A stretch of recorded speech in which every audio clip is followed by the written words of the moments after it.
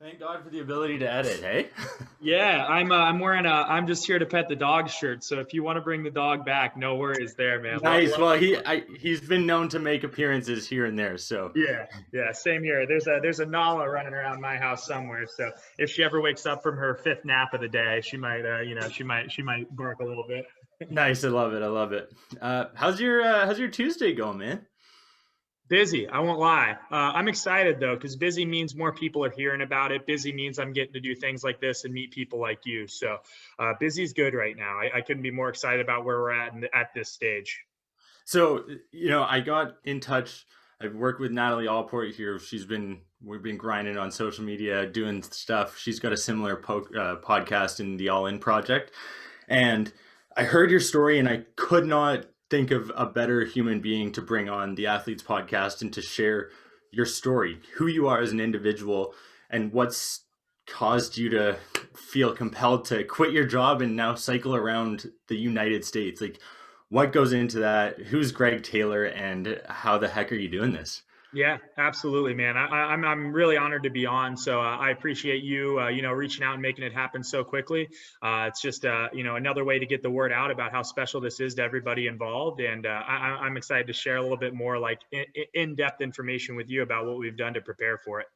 Yeah, it's crazy. Like, you've got over 11,500 miles to cover. You start this on February 20th. You're raising money. I want to dive in. Like, you've got so much involved with this, and let's first question. I get excited.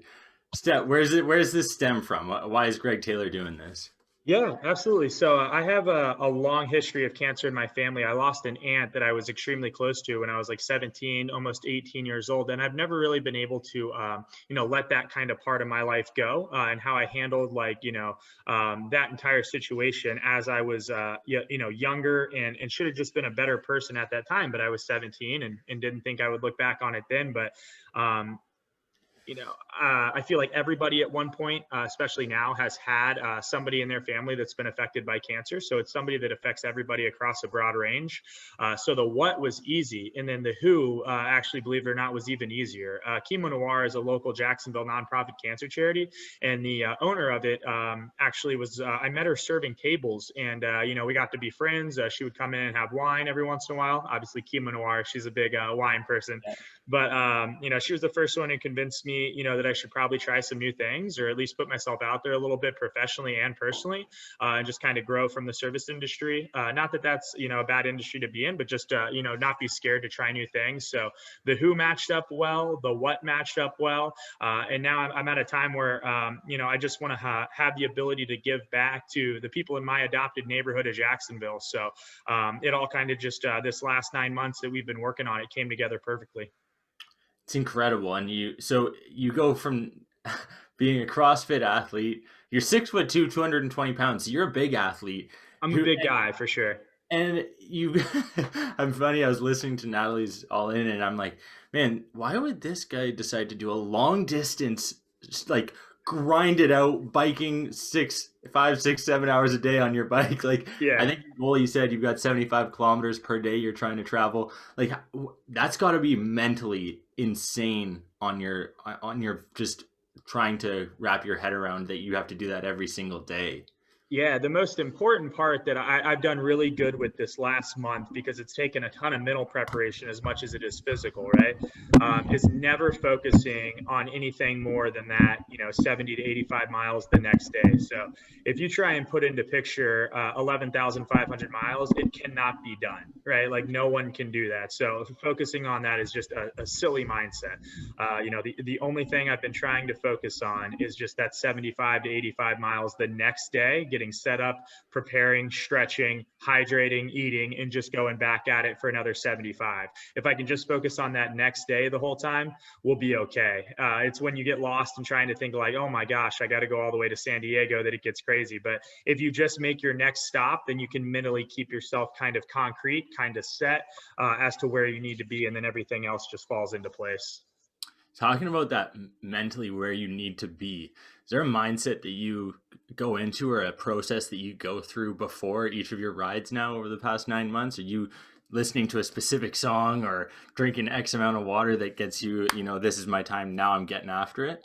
Yeah, there's definitely been some changes over the last 9 months of training. At first I wasn't set up to do this. I'm a pretty good CrossFit athlete. Our workouts last like 8 to 12 minutes, and then we're like extremely high power output for a limited duration. So I had to kind of teach myself not only the mental strength to do something like this, but just mental endurance. Like there is a difference. And, being 40 miles into a ride and being okay with still sitting down for the next 3 hours and finishing the ride is mental endurance that I just didn't have at the beginning of this. So even though it may not translate into a skill set, it's something that absolutely has to be learned as a process. So, at the beginning, I would leave my mileage up. Like I would start the day and I'd go on a ride and I would stare at it the whole time, be like, oh my gosh, that was only a mile.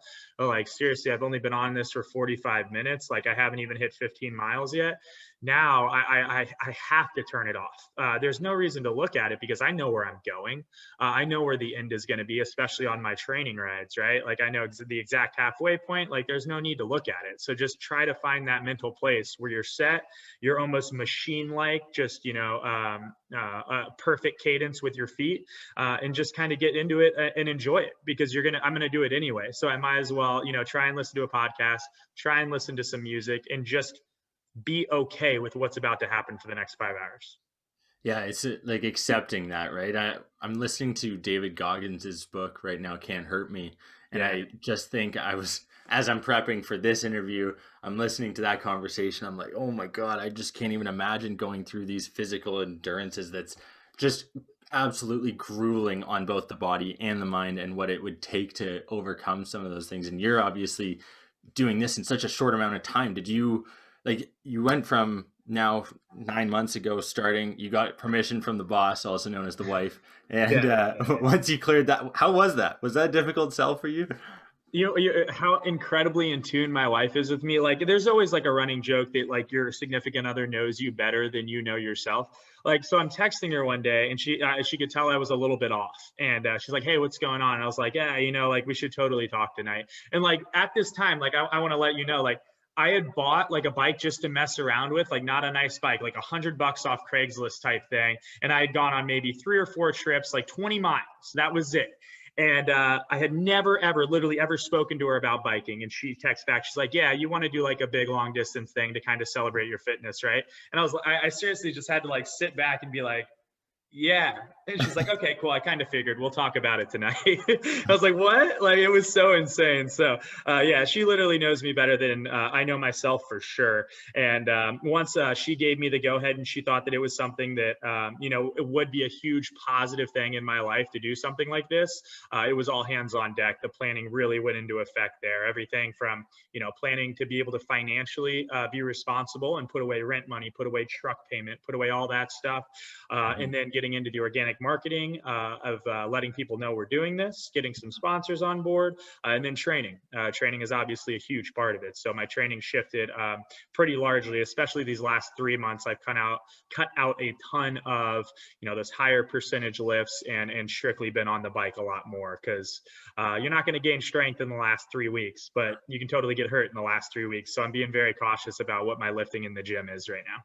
Yeah, that's good. And I'm glad you're being smart about that because I want to see you succeed. It'll be incredible to be able to follow your journey along the whole way. And you connected with a coach on Instagram, and that was how you have now been training, and he's been giving you a weekly update on protocols and what to follow. Super nice guy. Honestly, I got connected with him through, so I'm like weirdly big on TikTok. I have no idea why. Like I still just not sure, but like somebody reached out from Seattle and they were like, hey, we bike out here. And then we became friends, and she connected me with her coach who wrote every bit of programming for me because I was fortunate enough to get my mom's Peloton to train for hills. Okay. Remember, I mean, I live in Jacksonville, Florida, and it's a pancake. Like there are just no hills except for bridges. So we got to utilize the Peloton for that side of things. And he told me exactly what he wanted from the start. Like 2 days a week, I want 70-mile trips, one slow cadence pace just to get that mental endurance mindset. And then 4 days a week, we're going to be high intensity on the Peloton for, at least an hour and a half, 2 hours of hills. And he's changed the training. He's manipulated it perfectly for my body. He's taken a look at all my metrics. I'll definitely tag him in Instagram along the way to thank him, because he wants nothing from it. He's just a nurse who is a big cyclist out in Seattle, loves the community, and wants to see me succeed. So I think the best part about all of this by far so far has just been the people like you and me, right? Getting to talk about this, and we just organically met through the process. For me, that's been the most fun so far, is just meeting those people who are willing to help me succeed along the way. I love the fact that I'm able to share a story like this with whoever wants to listen, and it's like what you're doing is absolutely incredible. And I just, we're focusing on high performance athletes here when we typically are going for those professional athletes in big sports, whatever. But I've brought on other athletes that are doing these these challenges that are for a better cause and a bigger cause. And one of the things I'd like being able to showcase is the fact that, these pro athletes are amazing and they're doing incredible things, but there are so many individuals in this world that are doing absolutely ridiculously mind-boggling feats for their own, really for nothing, right? You're not making money off of this. There's nothing intrinsically for you that you are gaining other than the fact that you are riding over 11,000 miles and you are raising money for this charitable organization, right? And out of the goodness of your heart. So kudos to you for that. And Thanks, man. I read going through your website, the quote here is, "I want to help as many people in my short lifetime as I can and pass on only the best that I have been given to those who follow behind me." And it resonated with me. And I want to kind of dive deeper into what your goal is with this, because,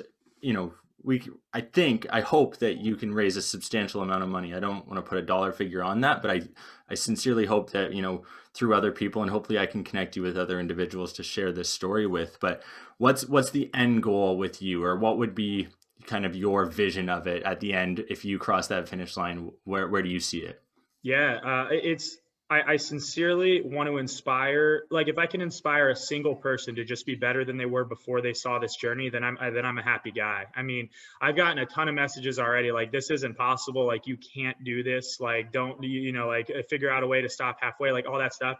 And I just don't see why. Like I don't see why I can't do this. You know what I mean? So if I stick to my plans and I utilize the resources that I've surrounded myself with, I truly do think it can be done in 6 months, and I'm going to give it everything I can to give back to see for the people that have been involved from the beginning. So to answer your question directly though, if I can inspire just one person to give themselves a better 2021 or a better outlook than we had in 2020, I'm pleased with the outcome. I feel like we really got lost as a country, as people, and kind of as a divided nation in this last year and a half, whatever you want to call it. And maybe it's because I've gotten older and I've taken a bigger look at everybody around me, but I think that we can be better. I think that I can individually be better. I think that I can give back more than I have. And I think that the people involved in this ride really want to let people know that you can do something different. You can be different than the status quo, and you can get things done that you would have never imagined a year ago. So if I can just create some organic movement to just be better people, that's really all I want from this ride.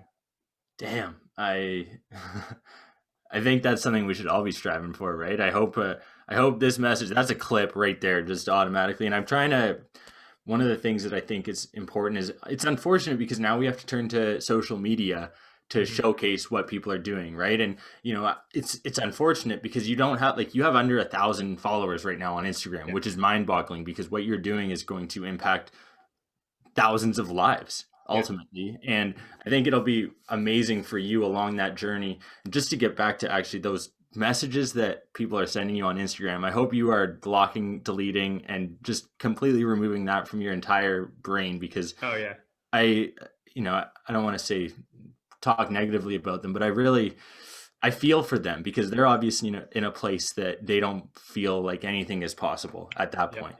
And so, you know what, that's unfortunate for them. But for you, the fact that you are willing to do this, you're overcoming all of this, like, man, it frustrates me that you have to deal with that, because all you're doing is trying to raise awareness and do your best. So keep doing it. I think that that's something that is the main focus here and what I'm trying to say in this long-winded point. But you talked about some of the hiccups that you're ready to kind of overcome on this journey, what do you think is going to be the biggest, or what are you most concerned about? I know the weather's a factor. You're going to be sleeping outside some Sure. days. Yeah. Like what are you worried about, or what are some of the things that are on your mind that you're preparing for? So mechanical failures. I'd say of all of the elements, whether it be training, whether it be mental mindset, whether it be routing, whether it be any singular category that I had to prepare for in this, my mechanical skill set of fixing my bike on the fly is decently low. Like, I didn't grow up making bikes or fixing bikes. I'm in the shop with the guys who helped me build the bike that I'm riding now, switching tires, changing chains, the whole nine. But my only goal is to be able to get the bike to a bike shop if something goes, catastrophically bad. I wish that I was like the guys in the bike shop who could repair everything on the fly and just keep going, but that's not me. So categorically, I would say my actual mechanical abilities on the bike are very low. So that is a concern, to always be able to just have enough knowledge to get me to the next bike shop. But after that, I would say weather is the main extreme factor. I mean, you can only prepare for so many things. I can only carry so many clothes. Mhm. I need to get through the Pacific Northwest and start heading east, because then it'll be a little more of the temperatures that I'm used to, where I'm drenched in sweat every day. So I'd much rather be used to dealing with that in the sun than I will some 30 or 40-degree nights. Yeah, so I'm originally from the Pacific Northwest up in Vancouver, British Nice. Columbia. So I'm familiar with those rainy days that I hope you don't see many of on Yeah. your trip. But I think that'll be just a testament to what you've been going through and how you've been training. And I know, like, obviously with the Peloton, you're going to those extremes and making sure that you're prepared for anything. So I mean, I'm not doing it, so I shouldn't say that, but I'm very confident in what you've been doing over the past 9 months after doing my research, that you're gonna be able to withstand whatever it takes. I'm curious about the bike specifically. You talked about how you had to buy a specific bike that's more durable, that's not a carbon fiber, that's going to get you that extra mile and a mile per hour over the long run. And you're carrying up to 75 pounds Yeah. every Yeah. time on at all times. Yeah, and that's one of the things that we had to look for specifically was, one, reliability, two, durability, and then three, the ability to always find parts that we need. So we had to find a bike actual frame that was going to be able to support 75 pounds. That's a tent, that's a sleeping pad, that's a sleeping bag, that's clothes, that's food, that's water, that's everything that I'm going to carry, right, at all times. So, the high level road bikes that you see hitting 23, 24 miles an hour with zero weight on them, that's fine, but they wouldn't be able to complete this journey because they would not be able to carry the weight. They would break down halfway through. So we had to build a bike that if something does go wrong, the parts can be replaced easily anywhere in America. And then number two, we had to pick a bike that was, going to be built to be able to perform under all conditions. So we're talking about wind, we're talking about rain, we're talking about heat, we're talking about up hills, we're talking about anything and everything that you could need from a performance bike, but over 6 months. So it was pretty cool to work with these guys and see what all went into the actual construction of the bike. And fortunately, I feel incredibly safe and incredibly happy with where I'm leaving now. Obviously, I'm going to get one more full review of the bike, go through, clean the chain, go through and clean all of the spigots, all the instruments, and make sure that I'm 100%. But yeah, it was kind of cool building it to see really how much went into the background of just, you see somebody on a bike, you don't realize how many moving parts there really are. How many people do you have helping you with this process right now? What's your support network like? Obviously, your wife's right there beside you, but like, there's got to be a couple people involved and ready to go on this journey with you. Oh, absolutely. So I have the bike shop. It's called ZenCog Bikes here in Jacksonville, and they've all given me their phone numbers. They told me that I can, call, text at any time. Like during the trip, if something breaks, they can hopefully walk me through it enough to, get it riding again. I've had 4 or 5 different people that I trust very much who have reached out with every answer possible. There's a woman who helped me with the routing in the Ride with GPS, because it's an extremely intense system to be able to do that for 11,000 miles. So she was imperative in that process. And she also, she's a huge endurance cyclist. She gave me her phone number, said, please reach out with any questions. There's been people, again, that have organically popped up that have been a massive part of the process and have been super excited and open to, getting me whatever I need to make sure that I'm safe along the way. Yeah, which is ultimately what we should be focusing on. Number one is keeping you safe. Yeah. Because, without you, the ride's not happening. So I think it's a interesting point when you bring up being able to fix it, because that's something that again, like you said, not a lot of people think about when they see someone riding a bike, the fact that if it breaks down, it's going to be a factor. Is it something that happens frequently? Like I don't ride a lot of bikes, I'll be honest. So is that something that you have to worry about? Yeah, so to give you an idea, let's say everything went perfect. I never popped a tire. I never popped a chain. The cassette never broke down, never fried. The bags always stayed on perfectly, right? Like every single possible perfect scenario, I would still have to get the chain and the cassette entirely changed 4 different times on the trip just because of the accumulation of miles. So that's the best case scenario, is we have to completely replace a massive part of the bike 4 different times that I already have picked out where I'm getting them done, just because of the fact that it's too many miles for a bike to accumulate that much. So I think that puts it kind of into perspective of how finicky these things can be and how extreme some of the processes can be of asking a bike to hold up over that duration. That's crazy. 4 separate times in a perfect world. Yeah, Goggins actually brought up he was going downhill and he had his tire pop. He's going right over the handlebars. I mean, you're not going breakneck speed, but is there, like, the terrain that you're going to be riding on? That's a factor. Are you, how is that? Because mentally, at the end of a 5-hour day, you're grinding. You're not looking up ahead and making sure that road looks perfect. There's no nails in there. Yeah. Like, how do you mentally stay focused at the end of a 60-day, 90 days? Like, how are you going to be able to still keep that focus long term? And what are you using as strategies? Yeah, I think just like every athlete, the more experience you have in any given platform or any given arena, it's going to help out, right? So the long rides that I've been putting in Jacksonville, this is super random, but Jacksonville happens to be the single worst biking city in the United States, right? That we have the single lowest amount of bike lanes per capita, and we have the single most amount of bike deaths per capita every single year for like the last 4 years. Like, it is a very poor bike city. So not to say like, oh, if I can do it here, I'll do it anywhere, but I have been forcing myself to take the roads, get out every single time I have a long ride, and don't cop out and go to the trails where it's wide open every single day, right? Because that's not reality. So just like any athlete, shooting 1,000 shots or shooting 1,000 free throws to get themselves prepared, I've done everything I think that I possibly could have in the pretense to make sure that I'm going to be safe along the way. And that's not to say that, a disc brake isn't going to give out halfway down a mountain in Colorado, right? Because that's a very real possibility. That isn't to say that I'm not going to lose a chain going straight up on a 1-lane street. Like, that is absolutely a possibility. That's one of those things that hopefully doesn't happen. But if it does, you just have to use, your training and your background to put yourself in the safest position possible. And for me, that's always just getting off the road immediately. So if I have to walk 20 miles to the next town, that's fine. But I'd rather do that than put myself in harm's way. Yeah, absolutely. You bring up your training and background. You are a CrossFit athlete, now transitioning to biking for the time being, at least. What is your background? What was Greg Taylor doing at the age of 20? I'm curious to now at the age of 30. Oh man, we don't want to meet Greg Taylor at the age of 20. So I was at UF. I was born in Naples, and I went to UF after.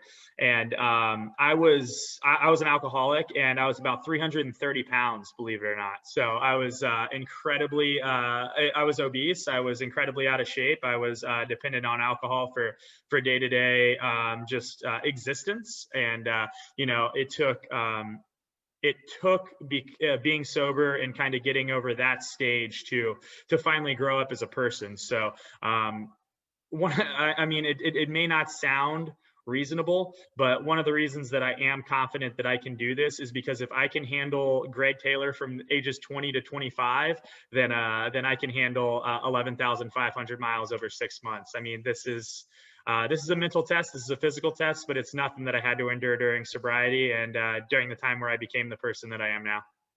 Wow. Thank you for sharing that. And Yeah.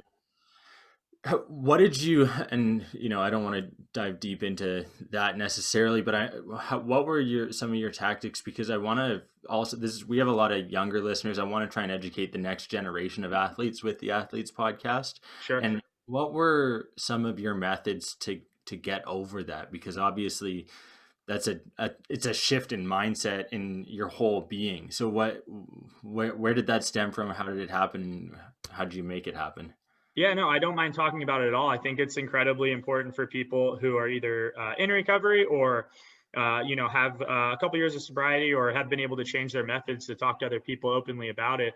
For me, I should have died. So I was blackout drunk after who knows how many drinks, and I was driving like a scooter because I had had a DUI and I couldn't even drive a car. And I crashed the scooter going probably 30, 40 miles an hour, no helmet, no anything, right? And this guy, I don't know, I wasn't, obviously conscious, but apparently a guy came by and like strapped up my head because it was bleeding profusely, like called 911, the whole 9 yards. And I was in the hospital for like a month, close to a month. And then, everyone hits rock bottom at a different time. And just to show you the lengths that alcoholism goes to, believe it or not, after I got out of the hospital, I still drank heavily like after that.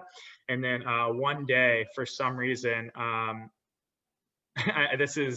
sorry, I didn't mean for this to go here. My apologies, but I woke up and, I threw up for hours after like a huge drinking binge. And I have no idea why, but that second in that moment, I was just tired of every single part of my life. I hated myself. I hated being awake. I hated everything. And I knew that the only chance that I had was to change everything dramatically. And, literally from that day, I actually went and got a tattoo of my sobriety date of what it was that day. And, I've literally been working daily to change things ever since. And it may seem like, I'm put together now, but I work on those things literally daily with my wife. I work on those things literally daily in my thought processes. And I don't think I'm anywhere close to being where I could be, in terms of a complete mental overhaul of where I've been. I'm just trying to say well, man, like you don't have to apologize for anything. First of all, I'm like grateful that you feel comfortable enough to share that, and I appreciate it because I think for people listening and for people out there who are maybe going through something similar, maybe not to the same degree, but everyone's got their vices, and especially right now in the times that we have where we're at in society, like you said, being divided, COVID doing whatever the hell COVID's doing, like it's tough, right? And I think that's one of the things, I mean, this is an athlete's podcast, but I think it's important for people to recognize the fact that where everyone's going through something and, being a good human being at the end of the day, going back to helping as many people in my short lifetime as I can and pass on only the best. That is just, it's spot on with where we need to be as humans. Yeah, absolutely. And I think it hits all communities, right? I mean, you talk to high level athletes, and I've been around them for the last 5 years. And if there's not body dysmorphia in every gym, if there's not bad eating habits in every gym, if there's not, purging, terrible like mental like relationships with food in every gym, then I've been to different gyms than you, because, a lot of high level athletes have these thought processes as well. And, if you can help anybody break that mental cycle, there's just so much freedom on the other side for sure. 100%.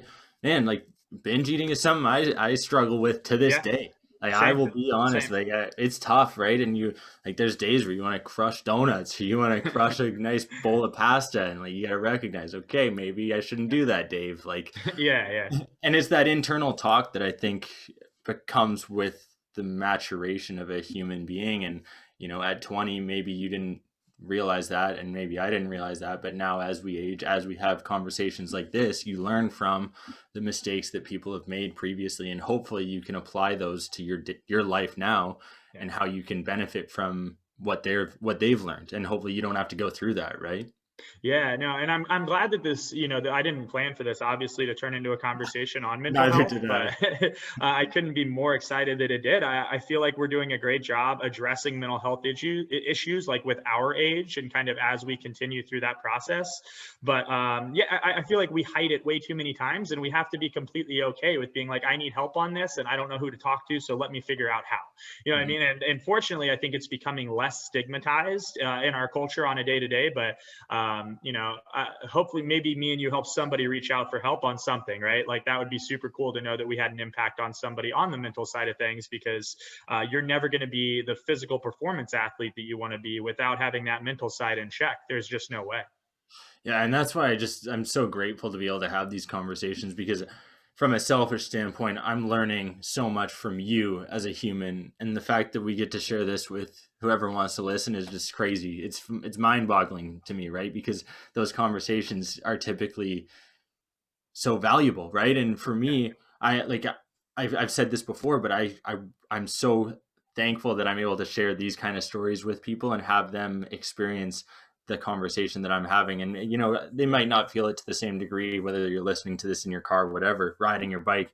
But I hope it does have an impact on people. I really, truly do. And I think with what you're doing, it's going to inevitably the no one rides 11,000 miles and doesn't get some kind of just a little bit of wow, that guy's pretty damn incredible. And I know that's not what you're going for, but it's Sure. going to happen. So I think man, just kudos to you. You're incredible. And the more I hear about your story, I'm so fortunate to have had you on here. I think it's just a testament to who you are as a human. It's pretty damn incredible, and you're doing it in the hardest biking state in the U.S.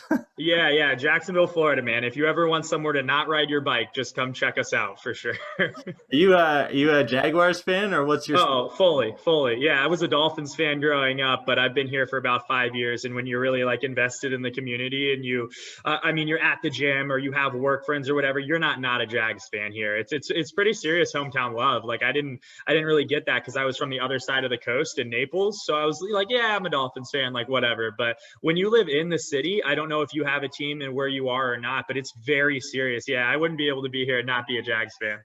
That's awesome. When I was down in Florida, I remember it was kind of just an afterthought everywhere else, but Jacksonville specifically, I remember it was like ridiculous, and those fans were aggressive. There's no Yeah. holding back. Yeah. I mean, we drink incredibly well. Everyone knows Jacksonville is a drinking city, and it's true. They are crazy fans, but yeah, we love the things we're passionate about, and the Jaguars are one of them. So, just brought in Urban Meyer. I'm just going to go ahead and say it. We're going to have Trevor Lawrence on the roster day one. It's a special time. I really feel like the next 6 years could be fun. See, I really thought that Gardner Minshew was going to be that guy to really take it home for the Jags.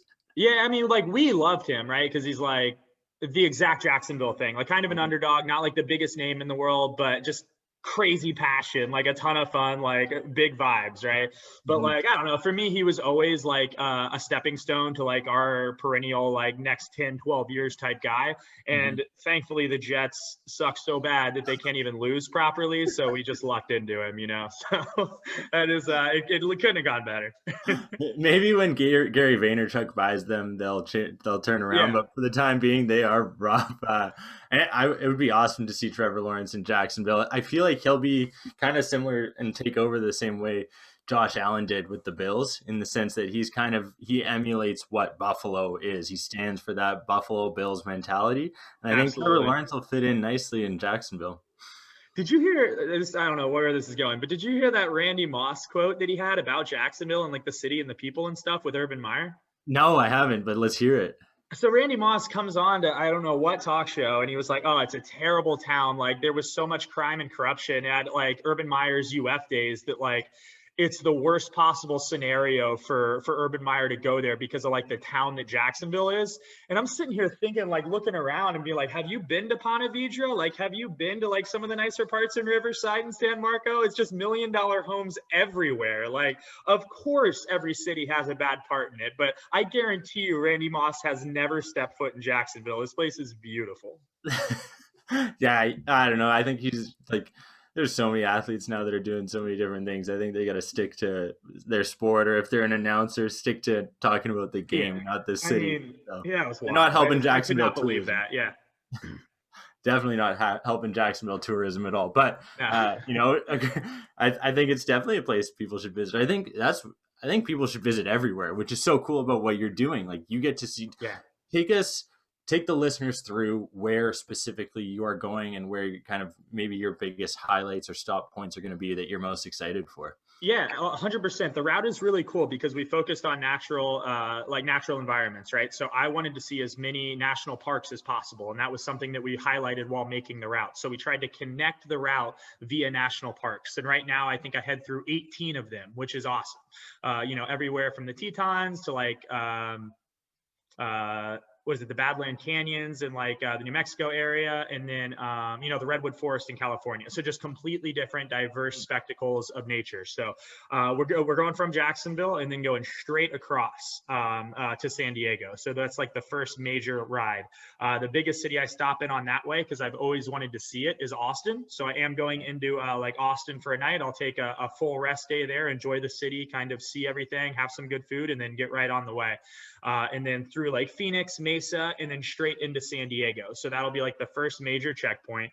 San Diego, I'm taking the Pacific Coast Highway all the way up, staying a little bit to the left of like Bend and Eugene, Oregon, and there, and then going all the way to Mount Rainier.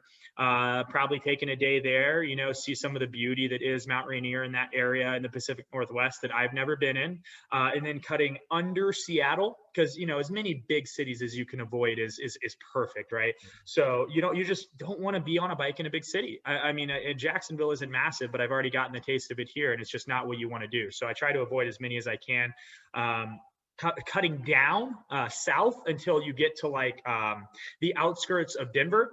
I love Colorado. It's probably my favorite state that we have that I've seen so far. So I had to see it. Going to do like a U shape around Denver, and then it's straight east to Maine. So from Denver would be the spot where you can connect it to Brunswick, Maine, and then Brunswick, Maine, taking the eastern seaboard all the way back down home to Jacksonville.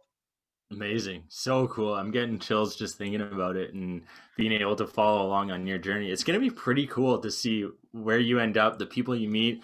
I'm thinking you're going through Austin. I think there's probably a pretty good chance if that Joe Rogan guy hears about what you're doing, you might be able to jump on there. Man, I won't lie and say that I've not sent a couple emails, so we'll see how it goes there, but definitely trying to get some traction on it. I think it's inevitable. I mean, you're on the Athletes podcast, so you're basically halfway there. Yeah, no, man.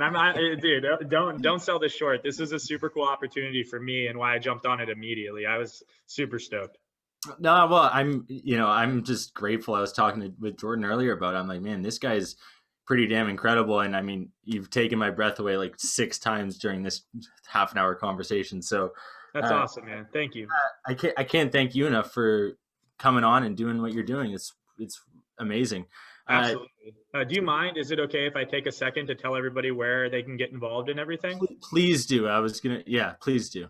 Okay, awesome. So guys, everything, fortunately, we got lucky, and everything is the same name. So Instagram, Twitter, TikTok, the Facebook group, feel free to add me. My name is Greg Taylor, and they're all called USA Cancer Cycle.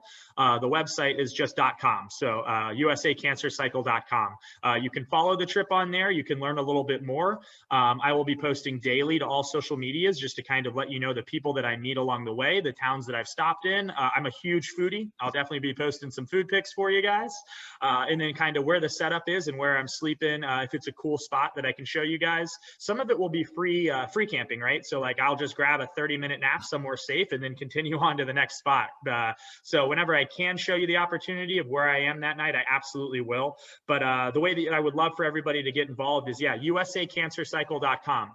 We're doing a pretty cool donation system. If there's somewhere that you want to get involved and like honor someone in your life that you know who had cancer, or that you're company wants to get involved so we can shout them out for being part of a great cause, there is a donate by the day section. It's $100, and then you can tell us a little story about why you chose that day and who you chose it for. So if it's for your company and you just wanted to do something awesome for the cause, please let me be able to shout you guys out. If it's for somebody specific that you want to tell their story of how cancer's affected you, or if you've lost a relative, please let me tell our journey about them and the community that we're building here. You can also donate up to $1, and every single dollar matters on this, and it's a huge every single time I see a donation come in, it's a huge moment for me to know that you guys believe in what we're doing. So genuine thanks to everybody that can get involved in any way. It's amazing. I truly hope that people, if they're in a position to donate, they do. And I think what you're doing is simply amazing, man. And I wish you nothing but the best. We've got your prediction that the Jacksonville Jaguars are going to draft Trevor Lawrence first overall. Absolutely. You've got my prediction in that you're going to end up on Joe Rogan somewhere between February 20th and whenever your journey ends. Who's your Super Bowl prediction? Oh, it's so tough. So I think I love line play. Like, I'm a huge analytical nerd, and I always study the lines, right? Who's on the defensive line that's hurt? Who's on the offensive line that's hurt? I think Mahomes is the best player in the NFL right now. However, I know I like even betting against Mahomes. Okay, look. All right, let me backtrack. I bet on the Bills. I will openly admit it. I thought the Bills were going to win that game. I drank the Kool-Aid. Josh Allen made some throws I've never seen a QB make before in the last 3 weeks, and I took the Bills, okay? Patrick Mahomes made me look stupid. I get it. He's the best. There were some Tyreek Hill runs that you literally can't stay by the guy. I look dumb, I know. And I'm going to do it again. I'm taking Brady. I think that his two offensive linemen being out that protect his blind side, and I think it's their center who just tore his Achilles, Eric Fisher. Yeah. The Texas A&M guy, he's out as well. We know for a fact now. He's going to start two offensive linemen in the Super Bowl that he's never taken a snap with before. I don't know. I like that Bucs D line. I love Devin White in the middle. I think they're going to be able to cover everybody one-on-one except for Tyreek Hill. Double team him, and I trust Brady in the clutch. I'm taking the Bucs 27-24. Nice. I have this tweet that I've said a couple of times now. After every time, I say never bet against Brady. Yeah. It's so tough. He's so good. He's been in 18% of Super Bowls, which is just a ridiculous number. Oh my God. And that is so it's ridiculous. For every, I think what was the other side, Jordan, for every Super Bowl now for every year he's played, he's now got a 47% chance of making the Super Bowl. Yeah, so literally you flip a coin and that guy that's the odds of him potentially making the Super Bowl. Yeah, it's not like, it'd be incredible if that was the same. Like, he made the playoffs half the time, right? Like, that would be incredible. No. He made the Super Bowl half of the years that he was starting. Like, I think my favorite one, if Tom Brady wins the Super Bowl this year, he has more Super Bowls than any franchise in the sport. So, like, the Steelers, the Cowboys, and the Patriots have 6 Super Bowls. He would have 7. Like, what? It's some of the stats I've heard this week on the Brady stuff is just, it's not fair, and it's not real. It's crazy. It's ridiculous. And I think, it's something that I never really like putting a staple on who the greatest athletes are. But I think he's got to be, despite not being the most physically gifted human being by any stretch of the imagination, last guy drafted, like, not exactly a specimen by any stretch of the imagination. He might be one of the greatest athletes of all time. Fine with it. If he wins, that's 7 rings. Yeah, no, I understand it completely. And, like, are you saying, like, he's the best physical specimen ever? Like, of course not. Stop, right? Like, it's silly. But what he's done and the amount of mental acuity that he has to overcome his physical limitations, yes, he's absolutely one of the best athletes that I have ever seen. It's incredible. It's incredible. Yeah, I think I've got him, Tiger Woods for his dominance, Serena Williams, who's, again, she's right up there. I think those 3 are my top right now, but would love to hear more. And so the way I want to wrap this up, because I want to keep it somewhat on track. I feel like I could talk to you all day. We'll probably chat afterwards, but no doubt, man. The way we wrap up every episode on the Athletes Podcast is we ask our guest what their biggest piece of advice is for the next generation. And Greg, I know you're going to have an amazing answer, so give us what you got. Yeah, it's truly to follow your passion. And I've said this a couple times, so I'm sorry that if it's repeating, but it's super important to me.